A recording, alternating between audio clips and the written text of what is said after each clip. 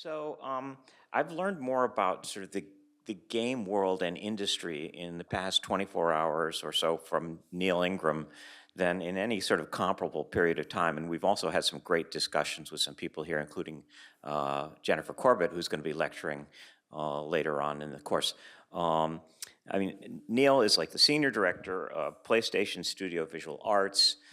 And he's come from San Diego, and I was going to launch into a soliloquy about his storied and patched history, but he's going to take that up himself. So today, the talk is on what problems are we solving, and this is a guy who knows a lot about games. So let's give him a welcome.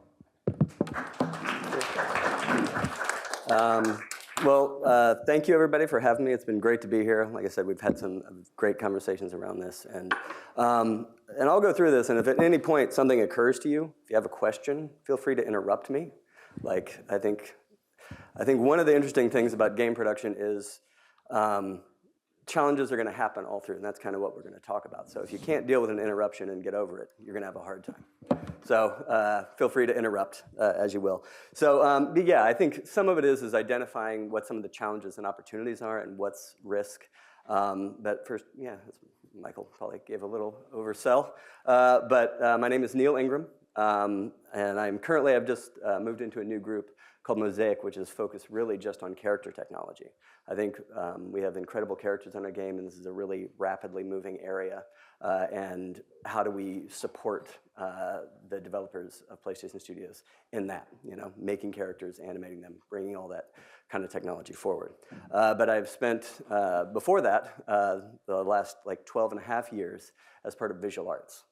And visual arts, PlayStation has an internal groups that support the game developers kind of across cycle. The group has kind of morphed over time, but we've been around since PlayStation 1. And we support art and animation for all of the game studios. We have 3 motion capture stages. I'll show you some pictures of that. We do scanning, character creation, rigging, world art, and work with the developers in how to expand what they're doing. Sometimes it's specialty things. Those are all pretty specialty things. So how do we support them over time? But I definitely wanted to put this up here. I am not an engineer. I came into this kind of from a side door, really, in that my original training was as an English major. So I actually have a BFA in creative writing. And so when that wasn't kind of paying the bills, a friend of mine offered me a job 20 years ago writing treatments for game trailers for E3. And then I kind of stuck on and kind of worked to project manage and learn kind of large-scale production over the course of time. So it turns out if you keep saying, yeah, I think I can do that enough times, you can end up here talking to in Cambridge. But like I said, I've worked in this and around for 20 years. I've done all kinds of things. I've worked making marketing materials. I've worked in hardcore production, done pre-rendered trailers, commercials, then really focusing on runtime cinematics and art for PlayStation. That'll be 13 years in July that I've been with the team. And so I'm going to go through kind of some of these things particularly, which are kind of about content creation. But an important thing to remember here, and obviously you can make a game with one person, but most of what I'm going to be talking about here is like larger teams and sort of more complex processes, because that's kind of what I'm more familiar with in a lot of the games that we make at PlayStation. So feel free to interrupt with questions. But an important thing to realize is it is entertainment at the end of the day. You're making these experiences, these characters to tell a story, to engage people, to bring them in, and express what the design is, and just really have them engage. So, I mean, our actual name is Sony Interactive Entertainment. So it's something that the end user is very much involved with. It doesn't exist without that relationship between the player and the game, and trying to decode what that is into that experience. And people really identify with those things. So this is a little bit of a sampling of some of the games that I've worked on. I sort of joined at the end of PlayStation 3 era, but those are some of them. I actually looked at Giant Bomb, which is a site is littered with inaccuracies, but there it said I had 66 credits. I actually think that number is higher. I've never actually gone back and count, but I've touched a lot of different things over the course of time, but it also erroneously credited me with doing QA work in 2000, but that was not me. I don't know who that was. So yeah, but these are all projects that I've worked on in some capacity or another, plus the other 40 or whatever it is. Any questions? No? All right. I'm worried about going through too fast, so just everybody knows. And so I really wanted to talk about kind of how AAA content is created. When you're dealing with a large team and you're really looking at kind of the hyper-real and the large-scale games, there's a lot of planning that needs to go into it. There's a lot of technology that needs to go into it. There's a lot of specialization that is incorporated in this, and sort of how that waterfalls out over time is pretty important. And if you're kind of just getting to the kernel of what it is, and then you're plotting out, just ganting out, like, okay, when do we need to do mocap shoots? When do we need to scan actors? When do we need to have the design done? Are there any new features that deal with the hardware that we have to work out ahead of time? And you're trying to do all of those things and kind of find the fun of what this game is going to be. Even if it's a continuing IP, you want to be able to bring new things to the players to re-engage them and tell more of that story. So here's a couple of things. I mean, I'm sure a lot of people have seen things like this, but, and for any attorneys who are reviewing this video later, all of these images were sourced from the internet, released by different studios through the course of time. So this, you can kind of see is an earlier iteration of our photogrammic scanning that we had done for some of the actors. These were some of the scans that were involved with Death Stranding, which is the Kojima Productions project from a few years ago. The sequel just came out last year and has been nominated for a lot of awards. But getting kind of world-class actors to be able to portray this. The problem space of kind of virtual humans in games is very, very challenging because everybody is an expert. One of the first things you can focus on is the human face. And so everybody is an expert in this area. So the amount of effort and trickery and technology you have to bring to bear on this is pretty incredible. So it starts, as all things do, garbage in, garbage out. So you have to start at a very high level, and then this will work all the way through the pipeline to be able to capture the nuance of what these kind of great performers can do. And then you have to take these things and kind of move them forward. So this complex rigging. So if you have, you're doing all of these captures and a system we call FACS, which is a facial action coding system. Was actually originally developed so you could understand the facial muscles of emotions, but it's kind of become a standard in how you kind of make these kinds of rigs. So you get these complex rigs, you do improvements over the course of time to improve the shader and the skin and the way that the materials appear, so that you're continuing building upon the things you've done before. And then you get them in the actual space, and they're performing the scenes, and they're bringing all of this nuance to it. So in many ways, it's more like a theatrical production. We do have people who use virtual cameras, so you can really set these things up. But a lot of times, they really just want to get the essence of these two people performing with each other and how that looks and how they interact and exchange and react to each other. So these are some images from the stages in Los Angeles, where we captured most of the big games that are on PlayStation. And you can kind of see, some particular elements that go into there. They're all wearing this boom, the head-mounted cameras, the HMCs. You're getting dual streams of 2K footage that we use then to transfer the performance onto those more complex rigs that we've made. There's some, basic things we've learned over time. Like you can see the diffused light there, because in order to get better tracking on the face, you need to make sure it's more free of shadows. And then you have gray carpet, which is going to diffuse the light, and you're trying to remove all that. There's also little lights on the HMC. You can see the retroreflective markers on their body, and then transferring and triangulating all of that from the 60 optical cameras that are capturing their body. This is also a sound stage, so you're actually getting the audio from the performer. So you're getting the audio, video reference of them, their facial performance, their hands, everything kind of in there. And we're able to kind of push it through engines and kind of see how it's going to look not a complete state, but so you get a good sense of what it is. And it's really good for the actors to understand, if they're not playing themselves, what that character looks like and moves like. Yeah, so there's that. And then, taking all of these things and kind of aggregating them down as they come into a spot is the increased animation tools that you have. The fidelity of facial capture, the additional work that you need to do to connect them to the systems, because also you have to work inside of the systems that the same character who's playing a scene now is soon going to pick up a gun and run out and kill zombies. So you have to have these systems that are tied together so that it's a seamless experience, and you're looking at ways to optimize that. And there are a lot of technical art and engineering tasks that go into that, what the infrastructure of it looks like, how the systems work together, because this is all happening simultaneous.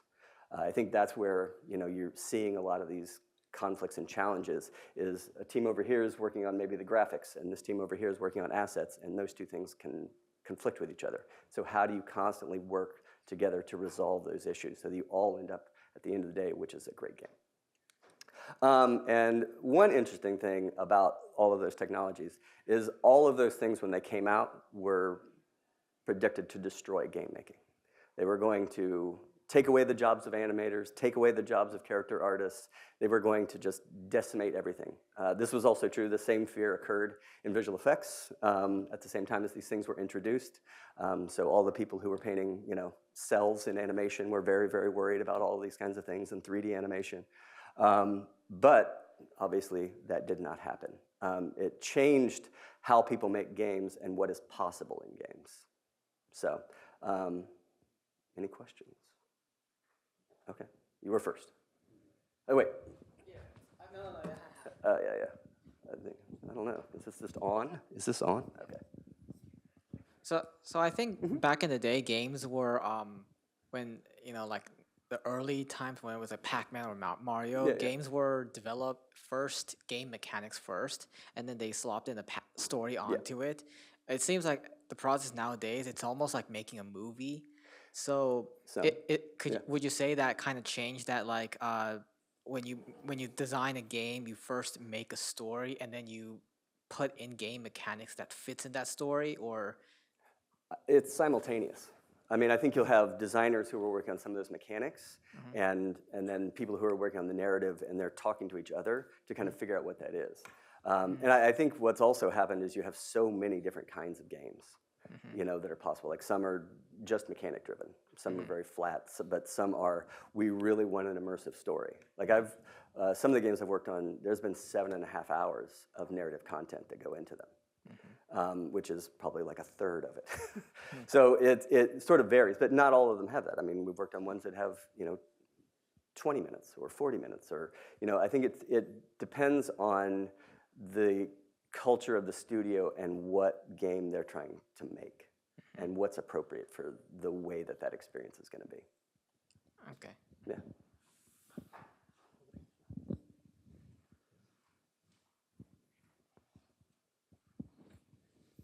Hey, Neil, you've spoken about the complex coordination across all these teams, like animation and rigging, and how you gan things out and try to work from that, and how garbage in leads to garbage out. So upstream decisions can have a lot of kind of ripple effects. Yeah. I'm just curious, like, all these teams, do they use unified like tools to kind of visualize these projects unfolding? Can like a hold up in one area very clearly like be traced like to all the areas that stand to be affected, or is it largely like humans that are the connective tissue here?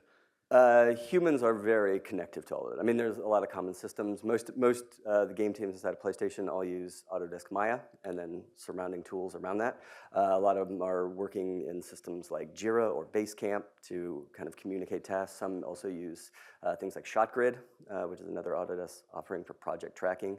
But there is no right answer. There's no one size fits all. Some like to do very frequent stand-ups. Some like to do departmental meetings and then have the leaders of those teams of those particular disciplines. Like, if you have design and engineering, gameplay animation, all those things, maybe they meet together to sort of work out what the plan is and look for blockers, look for challenges like that. But again, it comes down to what is right for the team, what works for them.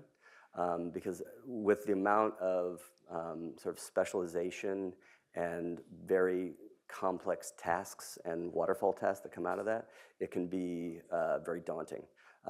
And you can only really get analysis if you use those systems appropriately, so you can be like, oh, that's what the problem is. But sometimes builds just break because somebody checked something in or didn't check something in. And then you have people running around the studio trying to find out what happened. Okay. So, yeah. So it's human and systems working together. And like teams seem to like locally optimize for their workflow that's best for them.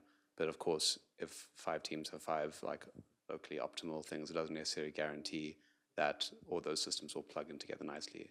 Correct. And I think one of the things is everybody, I think when they're making a game, there's a funny thing that occurs when you're making large games like this, right?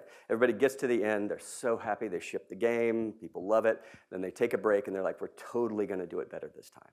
We're gonna plan everything out, we're gonna make sure it works, and then they fall back into the habits because everything, you want to wrap your arms around. People who make games like this are incredibly passionate about what they're doing and how they do it and trying to do better than they did last time. So it's really easy to kind of get lost in, I think I can pull this off and kind of go forward. And then, you know, sometimes you can, sometimes you have to put that, you know, in the box and bring it out for next time. So yeah, but those things are very evolving and these are complex teams. Not only do you have usually kind of the, you know, the home studio, but you're dealing with a lot of external partners, like the groups that we do. I mean, you know, it's a pretty distributed team. So how do you keep communication on what that is, communicate blockers as you see them, or, you know, delays like, oh, this, you know, this rig wasn't completed, or we're missing, you know, some animation sequences, or the environment got changed by design. So how do you track those things back and sort of keep a lot of the production momentum moving forward? Because I think one of the things that's very important is, you know, the amount of skill and time is very costly to do this. Like, we're making games at kind of what we expect kind of the state of the art to be, and so the effort and time and consideration that we put into these things, you can quickly get off track. So you have to stay on top of it all the time. And, you know, things can go wrong. You know, all of a sudden somebody can have a flu and it can throw something off. So, yeah. So, and like to that complexity, one of the things I talked about, you know, oh my God, these technologies will, you know, destroy game making and, you know, the industry as a whole. These are sort of representative of the roles that occur in kind of a AAA studio, kind of across the board. So this is what you're trying to coordinate over the course of time. And, you know, a lot of these are, you know, if there's anyone that calls out to you, we can kind of talk about it. But like somebody is doing each of these jobs. Sometimes they're doing multiple of these jobs, and they have to talk to and coordinate their efforts with all of these other people. And in the beginning, you can't throw everybody at it because that just adds to the confusion. So you have to find things for them to do that are productive but aren't necessarily hitting it right away, because that could lead to more problems. And like making sure that your initial loops are solid, that you get a tone of what it's going to look like, what are the final, you know, graphics targets, the draw that you're going to have on the hardware. And, you know, it's sort of moved away. There used to be a time when we worried about could you fit it all on the disk. And that's sort of gone away in the age of downloads, but that used to be part of it as well. Like, how would you get enough to get it onto, you know, the Blu-ray or the, you know, the CD before that. So, but yeah, you can kind of see how quickly these things can intermesh. So anyway, questions? No? Okay. So I asked my friend ChatGPT to give me, because I figured this was kind of an engineering crowd, to give me a definition of engineering, which obviously you can read there. Because I think one of the things that I wanted to maybe bring forward to you that I think, as a lot of you are, you know, game industry curious, kind of what some of these interactions are like when you're in a studio. Engineering and participating in that level is a crucial part. Like, if it doesn't run, the whole thing stops. So, but you're also going to have a lot of competing people coming at you, trying to reset these priorities. So I just thought it would be good to kind of lay all these things down. And usually you're going to join and, there's a technology bed that's already going to be there. A lot of people, are using engines that exist like Unreal or Unity or Godot or any of the ones that have kind of popped up and come and gone away over the course of time. A lot of studios that we have are actually had developed their own technology over the course of time, so they have proprietary engines.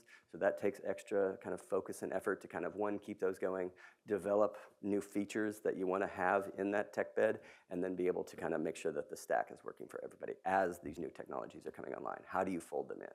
How do you, get physically based rendering to look even better every time? How do you push more polygons? How do you?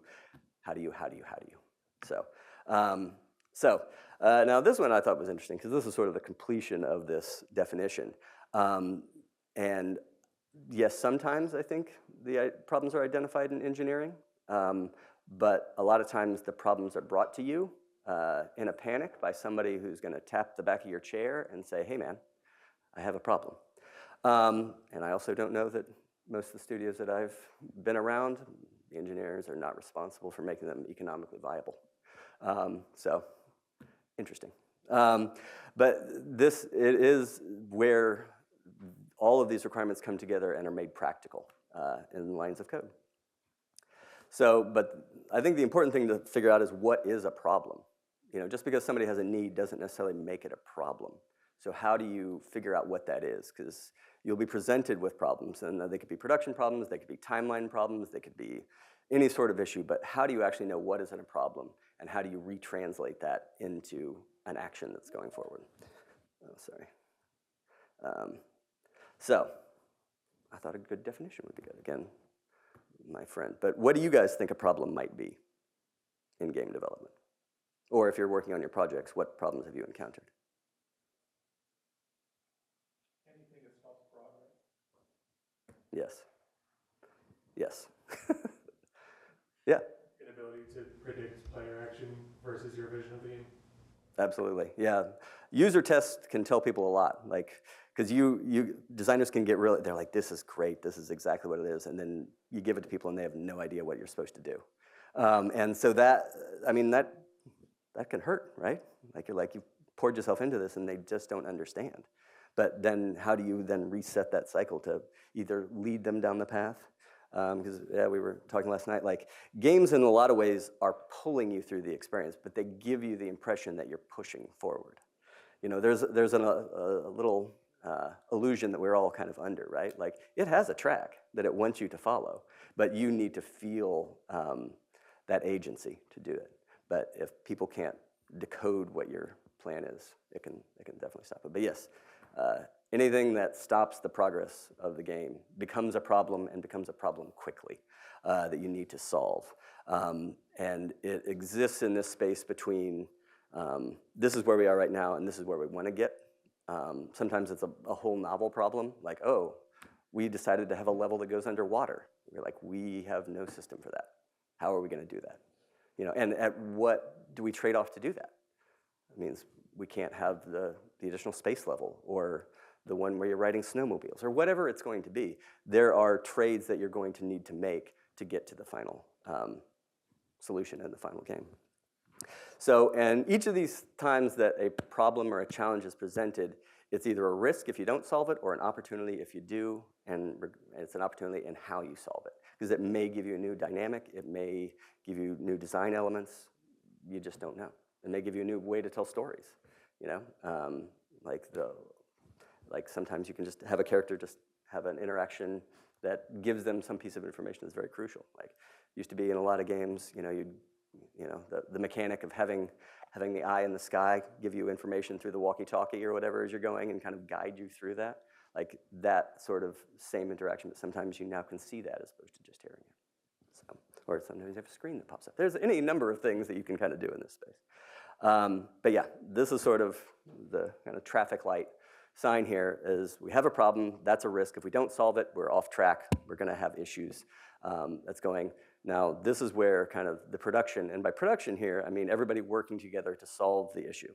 Although there's definitely, I'm a little biased in terms of the role of the producer, because that's what I spent a lot of my kind of career doing, and what that is, and how you listen and sort of try to negotiate a solution to that where mostly people are happy. Very rarely is a solution is everyone happy and gets what they want, but you have to kind of find out how to balance that as best as possible, because this is a team sport. And you're very watching it. So can you craft this into a way to make it an opportunity to make it the game better, or to resolve the time challenges you have, whatever it might be. That's what you're trying to do. But how do we assess these risks? And I think the question, like, what are the systems? Some of it, yeah, you can be like, oh, I see what some of these challenges are. But a lot of times, you have to talk to each other.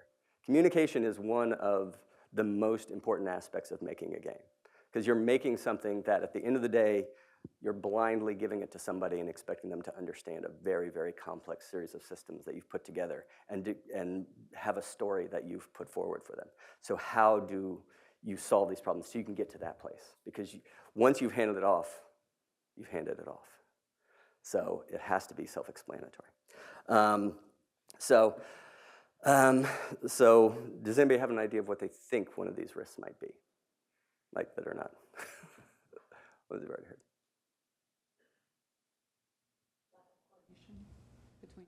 Yeah, yeah. Yeah, so like say, we'll just kind of seed it out here. Like, so what if design decides that, oh, we want to add verticality and we've got to add all this climbing that they want to put in the game so you can do this. But then what are the implications of that to the art team?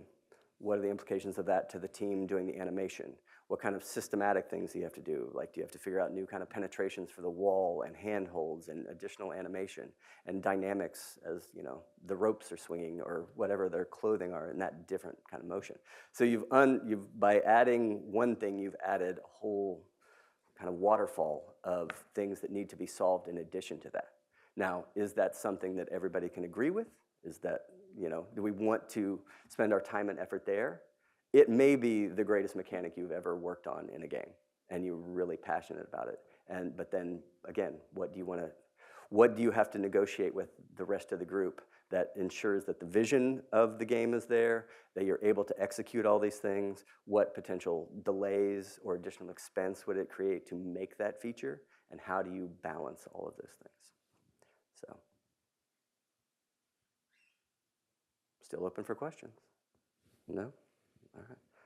Sorry. Okay. So we'll go for it. So like I said, there's going to be a lot of times if you're working in a studio or, you know, supporting a studio where somebody's like, I can't solve this problem. I'm going to go talk to the tech artists. I'm going to go talk to the engineering team and try and get a solution. Now, these people are very busy in terms of what they're doing, and they have a long list of tickets that they are trying to resolve, if not develop new features. So a lot of times when people come in, like you could maybe have the gameplay animator come in and be like, I can't get the motion matching system to work. How do I solve this? I maybe don't have enough moves, but I could really use some more tooling to optimize this or compress the animation so that I can make it work. Now that doesn't necessarily mean just because they've come over and, you know, tapped somebody on the shoulder that person's going to drop everything that they're currently working on to do this. And, you know, again, this is a team sport. So you have people who like can express what they need very clearly and very loudly and very forcefully and through the use of personality and maybe seniority that they're trying to make and advocate for their position above others. And a lot of times you're being like, if this problem isn't solved, if I can't get this system to work, the game is ruined, you know? And so there's a ratcheting up of what this is. So a lot of times people are defining their particular corner of the world in a special way to get you to do what they want. Because it's an interactive game. Making games is a game in terms of how you can pull it off. So like the person who's explaining it is very important. And I think The one thing to say here is sort of like the kind of the parable of the blind men and the elephant. You guys know that one? Yeah. So you have a lot of these people kind of coming in to say, oh my God, it's a wall, it's a rope, it's a snake, it's a tree trunk, it's all these kinds of things. When it may or may not necessarily be all of those things together. But then somebody has to come in and turn on the light switch and be like, well, it's an elephant. So it's the elephant in the room. So how do we deal with that together as a team? And I think one thing I want to kind of share is we're all visual learners. So I wanted to bring memes. Each of these, and I sort of left them kind of blank, each of these is an experience that will occur while making a game. And you can point to any one of these. So if anybody has one that they particularly like, point to one, and we'll talk about what that experience might be like in a game studio and what those conflicts could be. Anybody have a special meme? Yeah? One does not simply. Oh. One does not simply? I think that one, my first take on that is somebody who's trying to argue the point of like, why would we possibly worry about your thing more than mine? One does not simply focus on, the hair follicles on this character. We need to really work on the facial animation. Or I really need to spend, those GPU cycles in doing caustics. So you have to like really look at, and this, I think you could use this for lots of examples, but it really is, this is where you advocate for your idea and hash these things out. Like you don't want to, you're passionately making a case for what you're trying to do, knowing that it will have implications to other people. So that's what you're trying to do. Any others? Yeah. Oh. Red shirt girl, blue shirt girl, top right, next to the Orange County Shoppers guys on the left. Oh. That would be an example of someone's working with Unity, and then they say, ooh, good go. Yeah. That is any feature you've ever seen. You're like, ooh. Like most game teams have never met a stretch goal they didn't want to try and hit.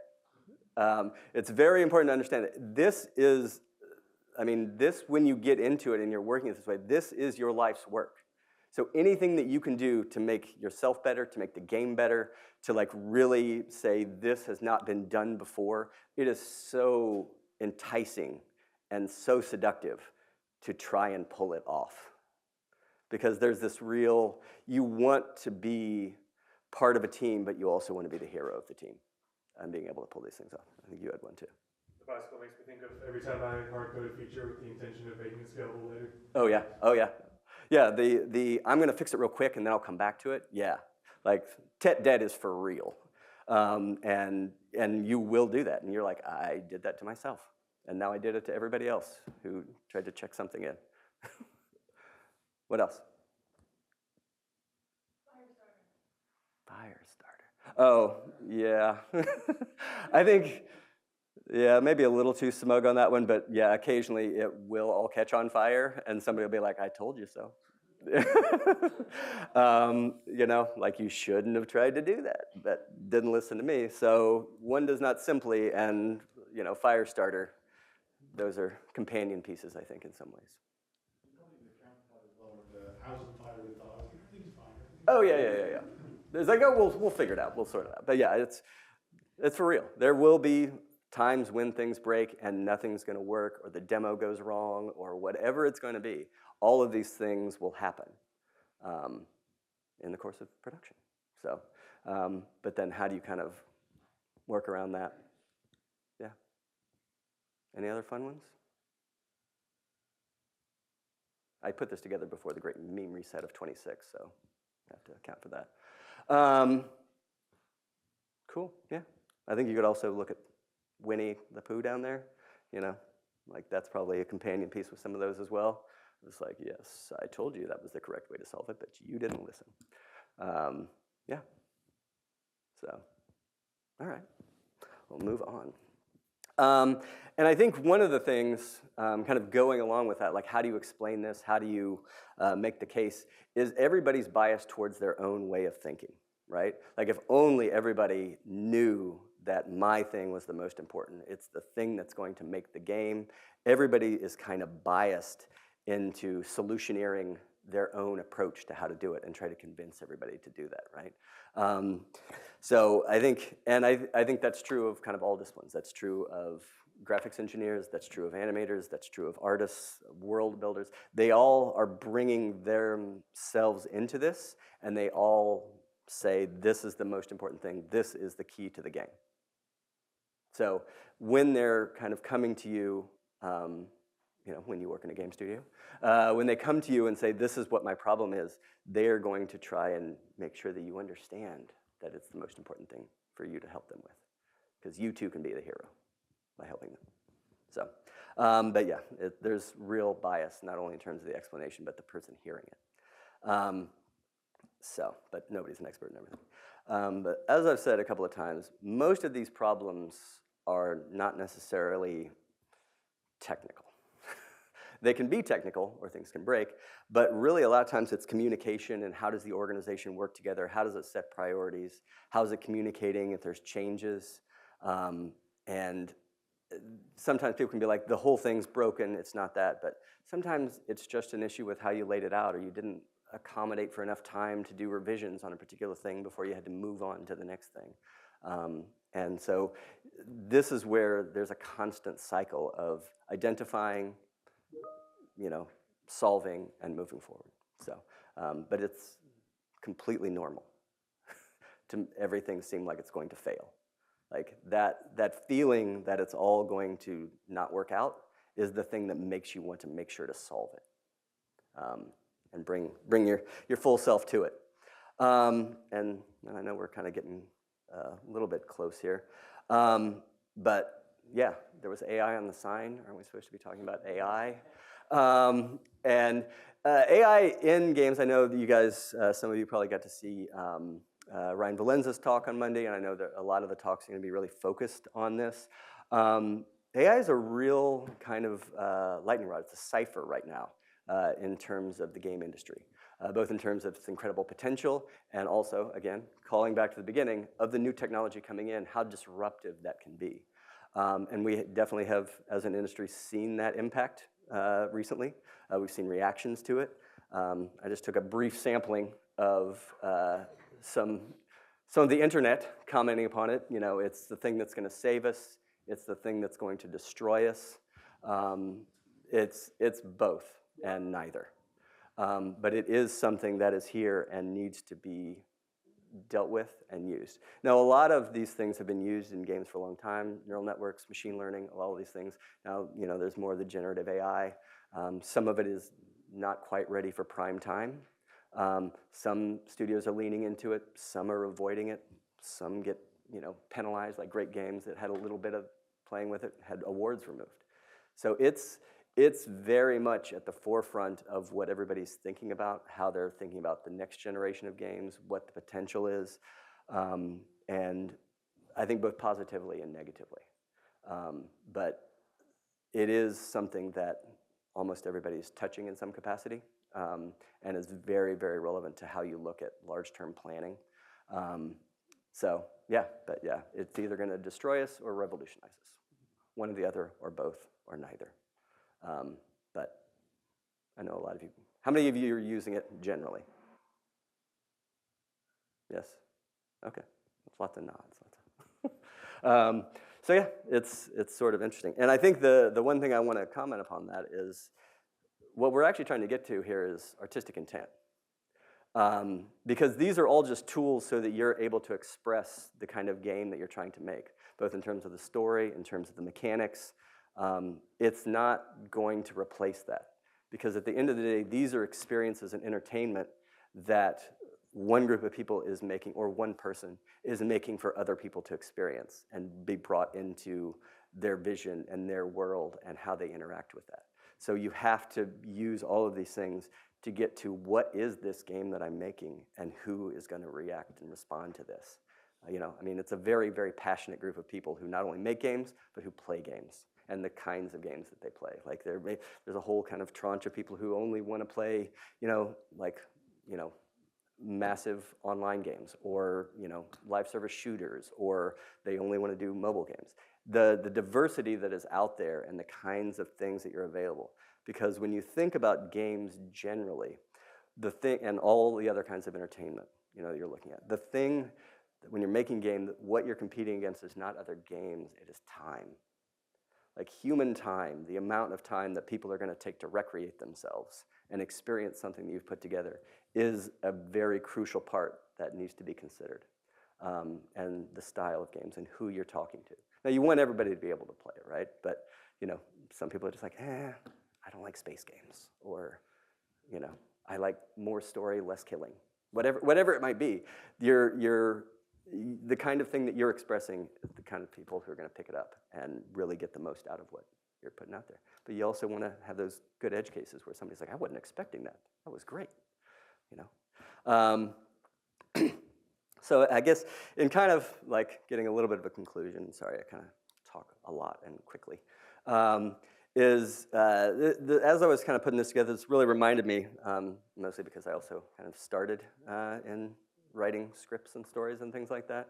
And years ago, this guy wrote this book. So William Goldman wrote this book as he was kind of the top of the industry in terms of screenwriting. And what he did, he fixed a lot of scripts. He wrote award-winning scripts, and he kind of put it together. And so he kind of wrote about his experiences and how you approach this. Basically, the thesis of this is nobody knows anything. Entertainment, because it changes, because it's dependent upon an audience, will change over time. So when you're looking at, oh, I'm going to make this game, it's going to be revolutionary, by the time you get it out in 3 years, 4 years, something like that, the world could be radically different, and you don't know that. And there is no right or wrong way to make a game. There's some best practices that people have learned, but people have also developed how to make it. This is something that people put together over the course of time by working together, by having the challenges that they solved, and they're like, okay, well, we know how to solve that one now, so we can make a different mistake next time. Because you are going to be parts of things where you're going to see a lot of people making the same mistake in novel ways. And that's, so you always have to kind of be on point to be up for the challenge, because that is the challenge. Solving problems and identifying the best way to solve them to get this thing done is what you're trying to do. And so, kind of wrapping up, because I know some of you are starting. So you guys, some of you are going to be making a game, but you want these games to, you know, be approachable. You want them to be challenging and compelling and unique, right? You don't want to have a cookie cutter of something else or, you know, ape what someone else has done. You want to bring yourself to it, however that is expressed in terms of being on this team. And this is about the balance you have between what is a risk to me not doing it and how do I identify and take advantage of the opportunities that I'm afforded in this, and or that maybe I can't do but other members of my team can do, and how do we work together to solve that. But at the end of the day, it's all problems in production. So I guess good luck on that. And if there are more questions, happy to do it.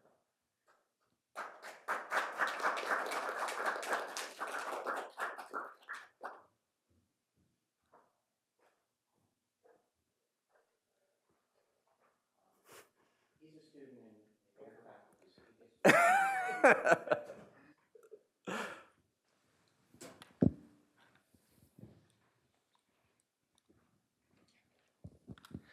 Thank you, Neil, for the talk.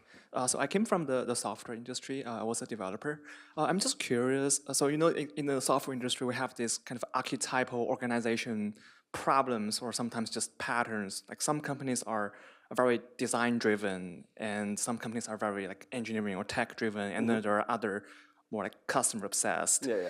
And there was a meme of each company has a funny diagram. Like one of them is like maybe Microsoft pointing guns at each other, and there's one like super hierarchical, and like Steve Jobs at the center of everything, something like that. I wonder if there are like similar like parallels in the gaming game industry, and like each company does it differently, and what are the like pros and cons of those patterns that you have observed. Thanks. In my experience, every team, especially like larger, mature teams, they all have a very different culture. Now, I mean, they're kind of roughly doing the same way, but like they may lean into certain kinds of games because they have people who've been at the studio and be like, oh, I've done this very well. I've leveled up over the course of time, and they put a lot of emphasis on. It could be narrative or cinematic because they have teams who've kind of put those things together, or they could be very design forward, or they make an open world game because the technology they've developed is designed for that. and they can make these gorgeous, lush environments because that was how they put it together.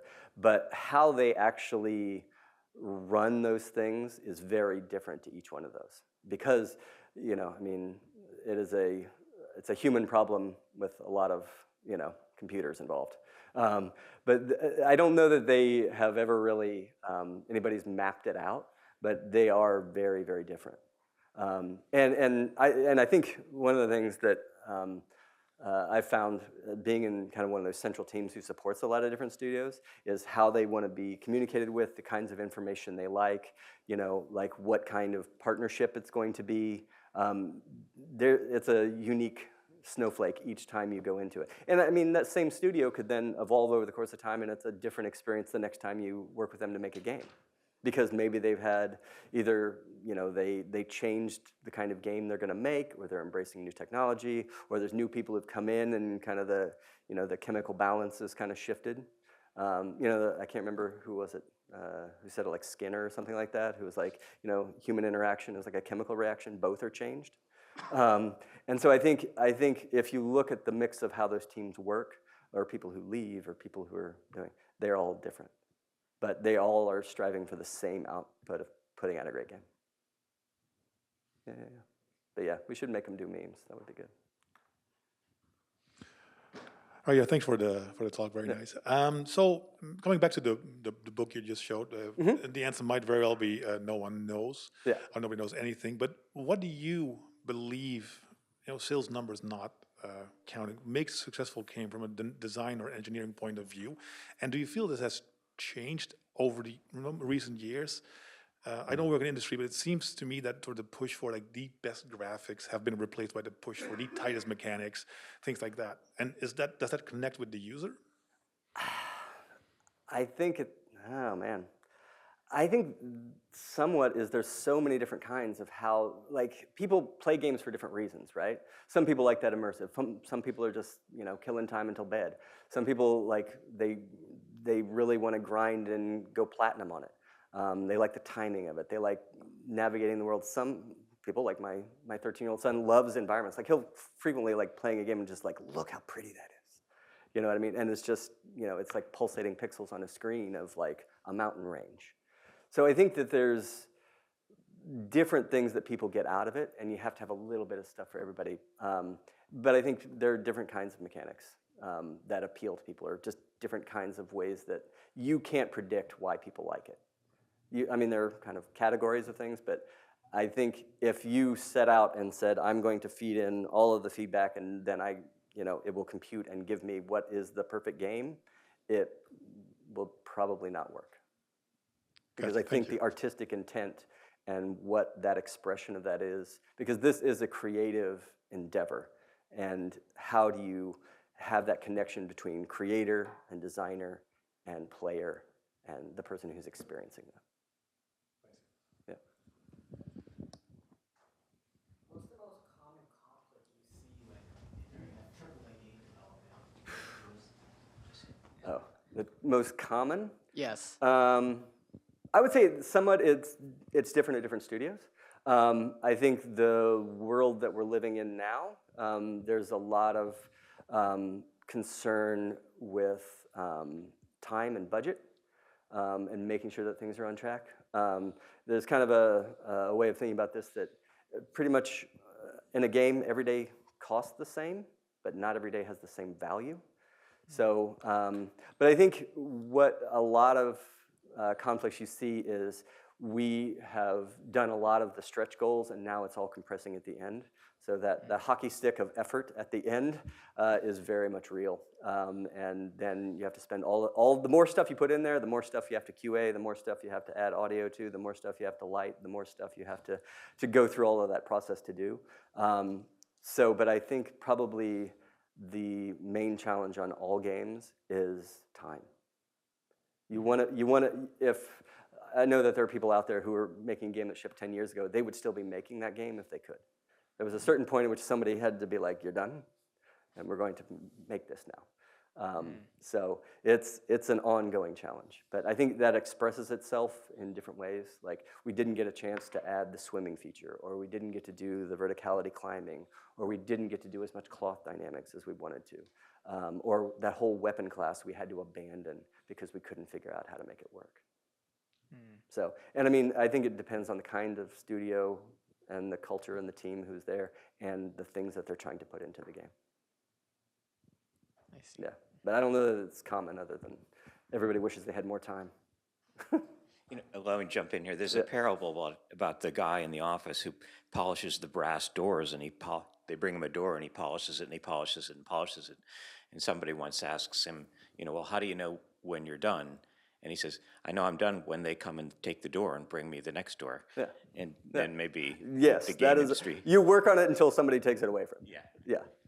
I was wondering, when it comes to figuring out kind of the scope and the plan for a AAA game, is that something that from the outset you already understand that it's going to have that kind of budget and scope, or does that kind of follow like a certain point in production when you realize, oh, this is a game that we should probably be putting more resources into. This is something that could be a lot bigger. I think it's you have a rough idea of what it is, right? Like if you're like, oh, I have this many people over this amount of time, and I want to add all these things in. You can sort of piece it together, right? Like you want to know what this is going to cost to make it, because you can't just have fantasy land of like, let's just make this game forever, right? Because at the end of the day, what you are involved with is an industry that is selling software for entertainment for money so that you can make your next game. So you have to make sure that you are achieving that. But yeah, you usually, in the beginning, you're like, okay, these are the main features, this is the amount of content that we want to put into it, and scratch, number of people, number of widgets, like this is what we think this is going to cost. But there are those opportunities where you're like, oh, you find efficiency during the course of it, then you can add some more features on, or buy yourself some more time, or shuffle those things around. But yeah, you want to understand what that is, and that really is like, okay, we think it's this amount of stuff. How much effort goes into making those kinds of things? And then if you're like, oh, I only have this amount of money, I'm going to have to. What am I going to drop to do that? So Thank you. It's a negotiation. And it's a conversation between like usually production and the publisher and creative direction and all of those things kind of coming together to figure out what that thing is, and then also be able to communicate that to everybody, right? Because there's a certain point at which you're marshaling an army to make fun, and it's an interesting business. Yeah. Yeah, I'm sure also over time people build up intuition for like slightly better forecasting, slightly better budgeting, and a lot of those lessons are probably hard earned.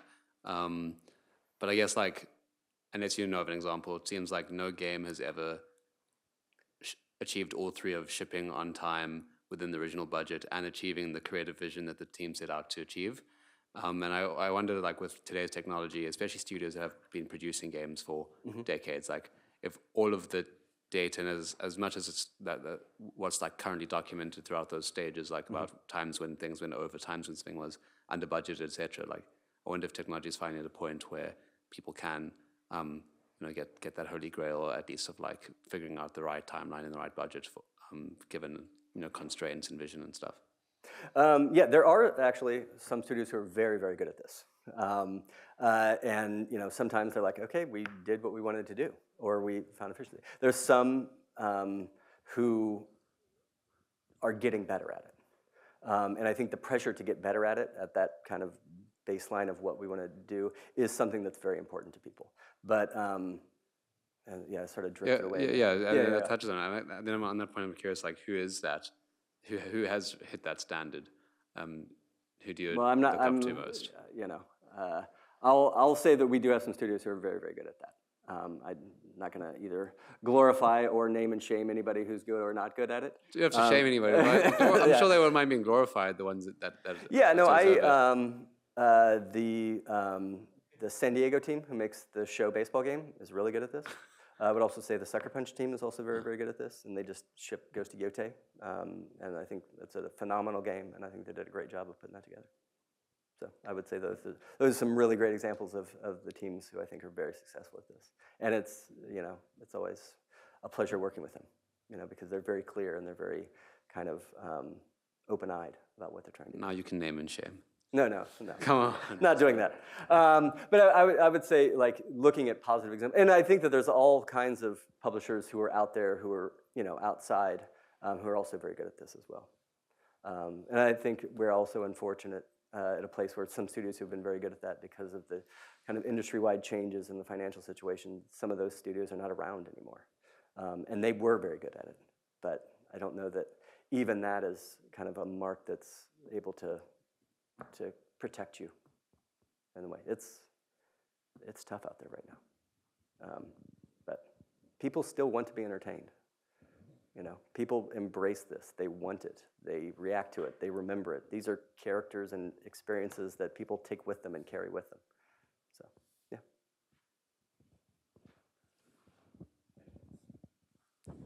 Yeah, Neil, I wanted to ask, Sure. You mentioned earlier, the large span of types of games from things that one person creates to the AAA studios and everything in between. I wonder, to me, or I think to everybody who plays games, each game seems to have a creative vision in it. And, so I would imagine, and I don't know if this is true, that any game, no matter how many thousands of people are working on it, is driven by somebody's central concept of what that vision is and what that world is like. And I would think if anybody that's collaborating in art would get to points where, they'd be arguing and tearing each other apart and saying, this is my vision, and you don't get it, and you're not implementing it right. Do those quite apart from, we don't have the money to do it, or it's got to get out in the, it's got to get out quickly. Aside from those factors, just people taking, the ownership of it and wanting their vision to come out. Does that sort of thing happen? Oh, for sure. Yeah. I mean, I think does it happen in front of people is a different thing. But yeah, I mean, these are people who, this is their life's work. This is their passion. These are the stories they want to tell. These are people that, and characters that they've created, in their mind, and it's come out of their collaboration with others to define what that can be. And there are a lot of passionate people who are doing this. And they want to make sure that the expression of what they're trying to pull off is true. And then I think that's expressed in different ways, right? Like I think if you look at a really complex, like the stuff in the Naughty Dog games, like the environment, not only do you have the great story and the really memorable characters and everything, but if you look at the details that they put into the environment, that story is expressed in that. And so how do you make sure that everybody is feeling a part of it so you get that expression coming from everywhere? Because you're making a holistic world, and it's going to be expressed by somebody who's dressing out, a room, and somebody who's, putting detailed facial animation on a character, and, and the clothing that they're wearing. Everything must service the vision. But does somebody have the final word artistically? Yes, usually, Is there one person who says, sorry, that character just is not what I had in mind? And yeah, for sure. And usually it's people like, you might have like a creative director overall, but then you have a game director who's working on maybe the design aspects more. And then you have a lead who's looking at characters, and a lead who's working on in-game animation, and a lead who's working on the cinematic animation. And then you have the person who wrote the script. And, like you have all of these different people who are kind of coming together in a collaborative way to express this. Because the really, really large ones, they're too large to hold it all in your head even.